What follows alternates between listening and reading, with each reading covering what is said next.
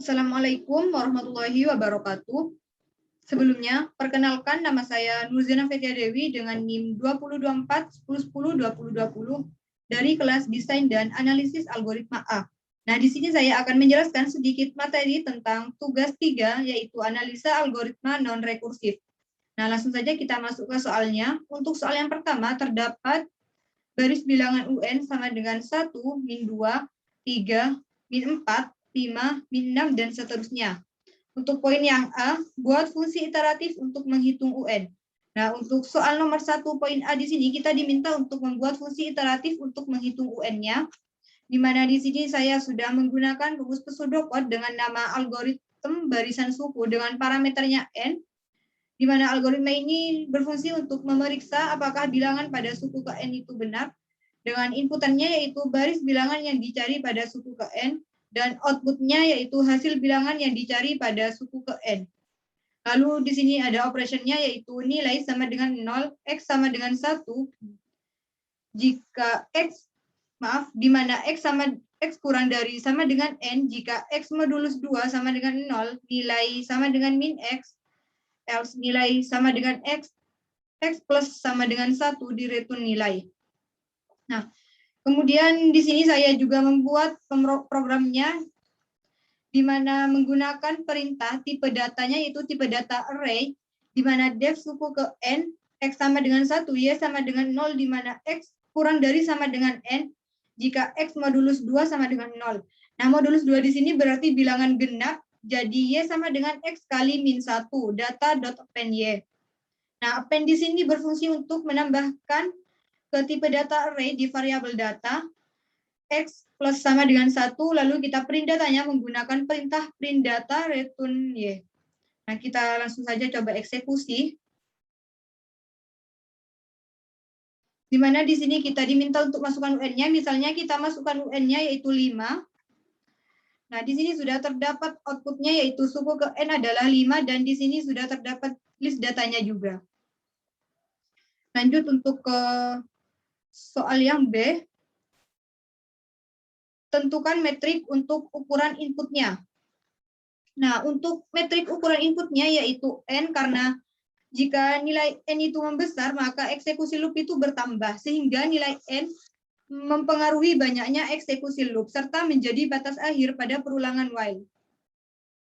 Kemudian untuk basic operation-nya, tentukan basic operation-nya.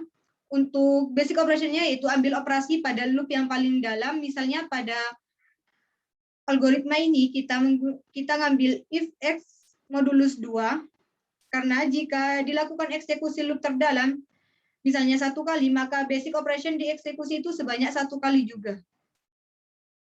Untuk poin yang D, jelaskan apakah untuk input yang ukurannya sama banyaknya eksekusi basic operation bisa berbeda, apakah diperlukan analisa best case, worst case, dan average case.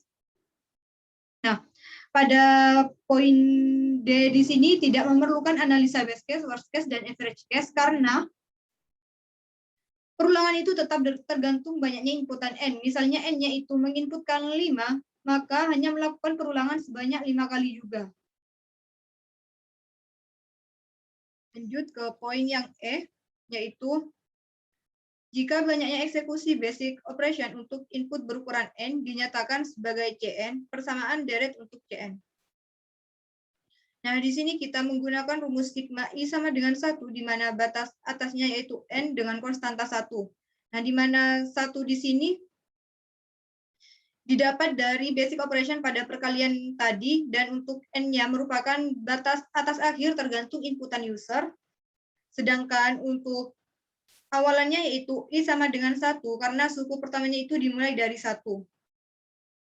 Kemudian untuk poin yang F, cari persamaan langsung CN. Nah, pada poin yang F ini kita diminta untuk mencari persamaan langsung CN-nya, yaitu dengan rumus sigma I sama dengan 1, di mana batas atasnya N dengan konstanta 1. Nah, di sini saya menggunakan rumus deret yang pertama untuk menyelesaikannya, di mana rumusnya yaitu N min I plus 1. Kemudian kita masukkan angkanya yaitu N-1 plus 1, dan hasil akhir yang kita dapatkan yaitu N. Lanjut ke soal yang nomor 2. Soal nomor 2 yaitu diketahui algoritma unique elemen dengan parameter inputnya sebuah array A 0 sampai n-1.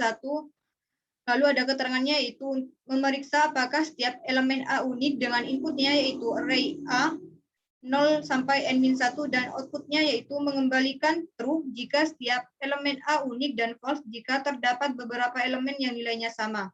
Lalu ada operationnya yaitu for I sama dengan 0 to n-2, for J sama dengan I plus 1 ke n-1 jika A indeks I sama dengan A indeks J return false dan return true. Nah, pada soal kita diminta untuk menghitung estimasi running time algoritma unique element. Nah, di sini sudah terdapat 3 case di mana untuk menghitung estimasi running time-nya. Yang pertama ada base case, di mana pada base case di sini sudah terdapat sigma I sama dengan 0, di mana batas atasnya itu 0, kali sigma J sama dengan 1, di mana batas atasnya itu 1 dengan konstanta 1.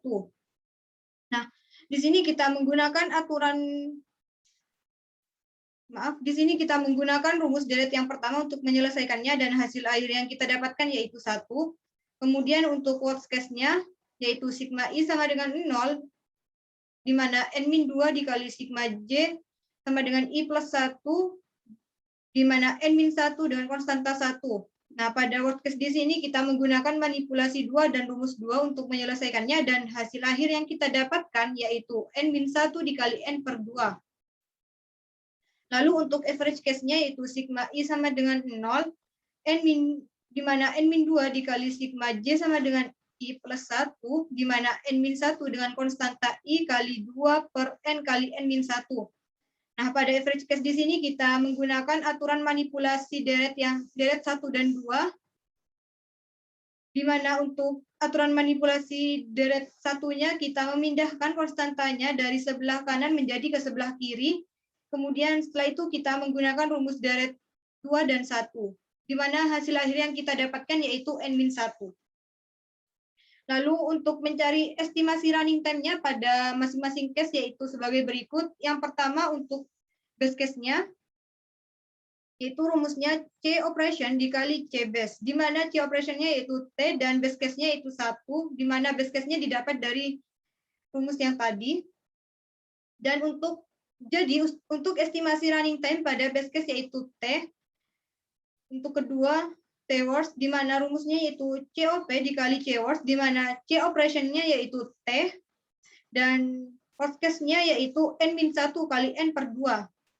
Dan hasil akhir yang kita dapatkan untuk menghitung estimasi running time pada worst case yaitu n-1 dikali n per 2 kali T. Kemudian untuk T average yaitu COP dikali C average, di mana COP-nya yaitu T dan C average-nya yaitu n-1. Dan hasil akhir yang kita dapatkan untuk menghitung estimasi running time pada average case-nya yaitu n-1 dikali T. Lanjut ke soal yang nomor 3. Suatu matriks 2 dimensi akan dicek apakah memiliki elemen di mana A indeks I, J sama dengan A indeks J, I. Nah, jadi apabila matriks 2 dimensi ini di mana A indeks I, J sama dengan A indeks J, I, maka dia kondisinya true. Maka untuk poin yang pertama yaitu buat fungsi iteratif untuk mengecek kondisi tersebut.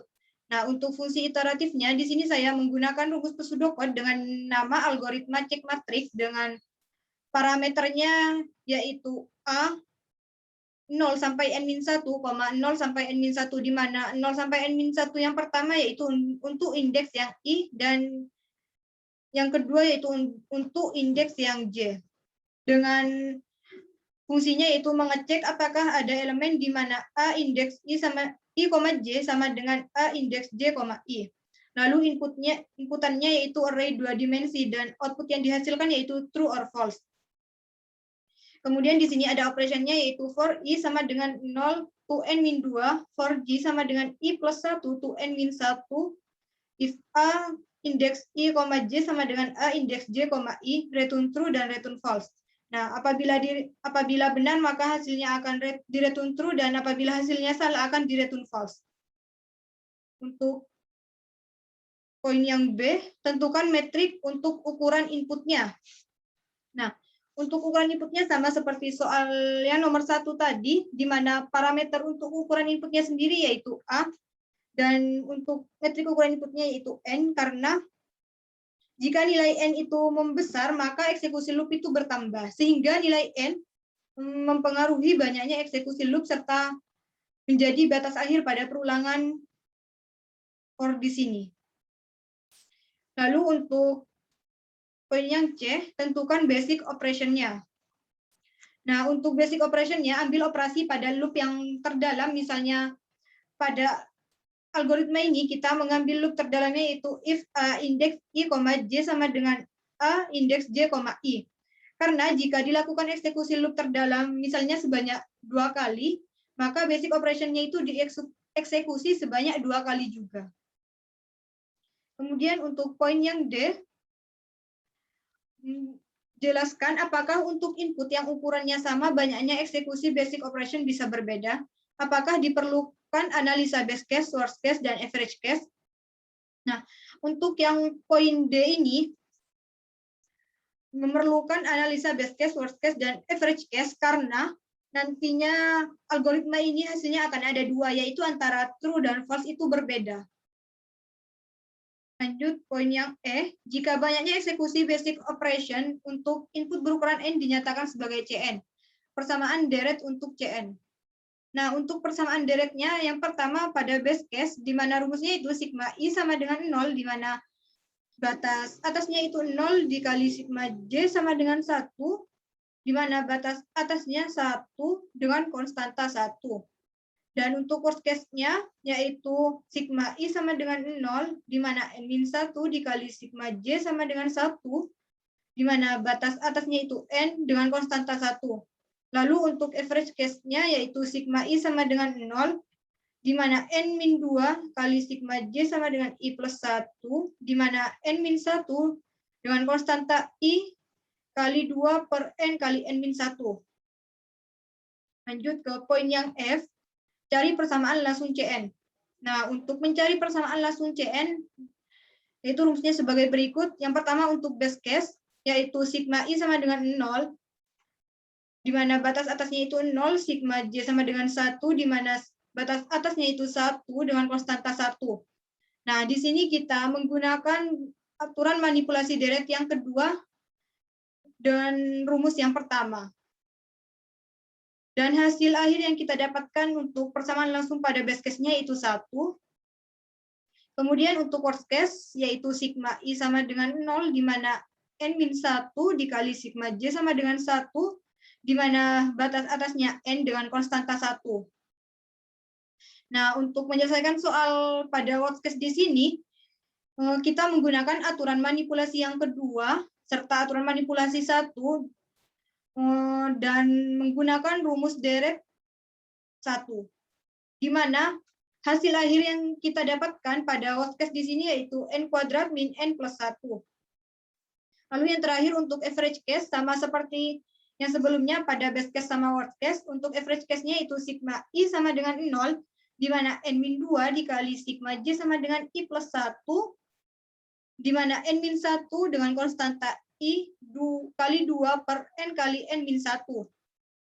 Nah, pada average case di sini kita menggunakan aturan manipulasi deret 1 serta aturan manipulasi deret 2 dan menggunakan rumus deret yang 1 dan 2.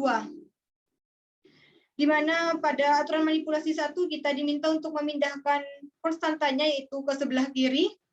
Jadi hasil akhir yang kita dapatkan pada average case di sini yaitu N-1. Nah, cukup sekian penjelasan dari saya. Apabila ada penjelasan yang kurang jelas, saya mohon maaf. Saya akhiri, wabillahi taufiq wal hidayah. Wassalamualaikum warahmatullahi wabarakatuh.